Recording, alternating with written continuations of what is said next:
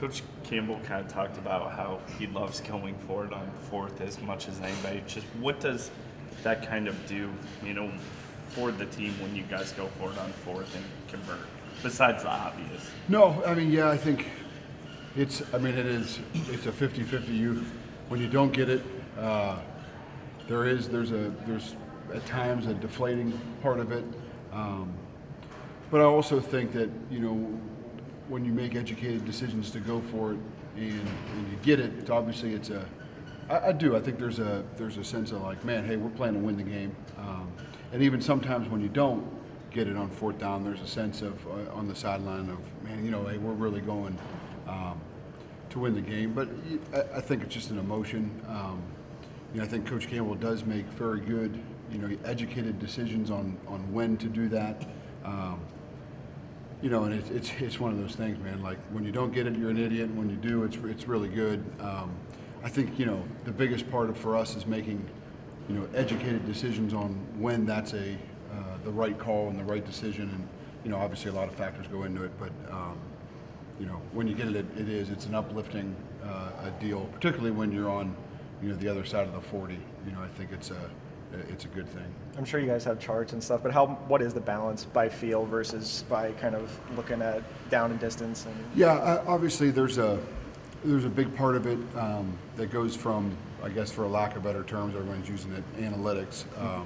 The decision of where you're at on the field, the score, the time.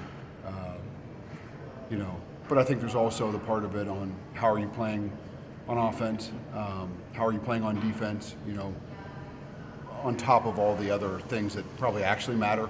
That's probably the biggest feel part of it, would be just having a feel for the football game. And I think we're fortunate enough that our head coach has a great feel and, throughout a game on offense and defense on, what needs to be done and how it's going that will help him make the best decision. How positive has it been so far this season? It seems like that's really extended some pretty important drives.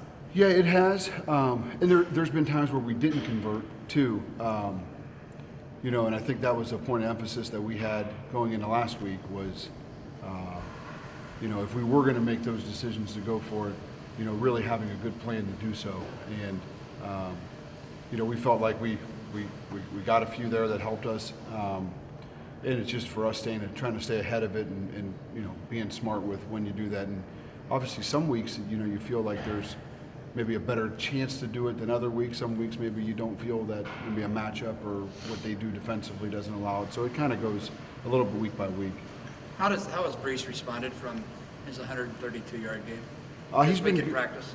Yeah, we felt like he had a really good week of practice last week, and I've been really pleased with the way he's practiced this week. Has that been? Were you concerned about that? I mean, do you see some guys go wacky after having a big game and then come back, and young guys come back and have it? I know everything now, and you don't know anything. I mean, obviously that's a concern. I think as a coach in general, but not. I just don't. I don't feel like that's part of this team, and not him. I think he's a guy, and particularly in that running back room, because I think those guys do a great job of pushing each other, but I think they do a great job of keeping each other grounded. And I think that's one of the things that's special about the kids here, is I think they're always pretty much the same guys and pretty level-headed. So obviously it's a concern, but not with him. Does the offensive line continue to improve? Are they where you wanted them to be maybe at the midway point of the regular season? Yeah, I don't know if I said, hey, I want them to be what we want to do, what our goal, and it sounds cheesy, and I think, but it's Coach Campbell's goal is for our guys to reach their full potential and to be their best every day. And I feel like those kids are really working hard to do that every day. And at the end of the day, we got to be really happy with the way that they're working.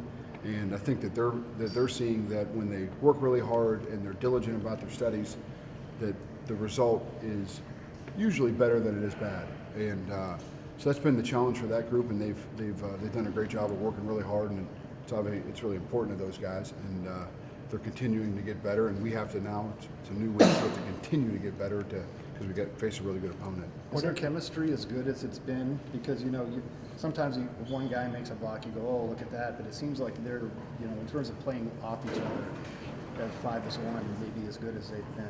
Yeah, I think they've. I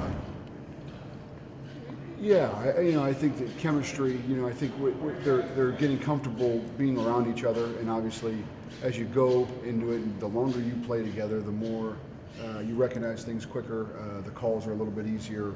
The things that can derail an offensive line become a little bit easier as you go through. So, for lack of a better word, I think chemistry is a good thing. When it boils down to it, that's the 5, 6, 7 guys. They're good guys, and chemistry is easy to have when the guys are hard workers and they care about each other and they care about the team. So those things do help. When you look at the Texas Tech, film from the last couple of years, is the defense different, or are they using the players the same way, kind of? No, they have a different defensive structure. I think they're very multiple in what they do, and I think they have really good players. And very impressed by their athleticism, the speed.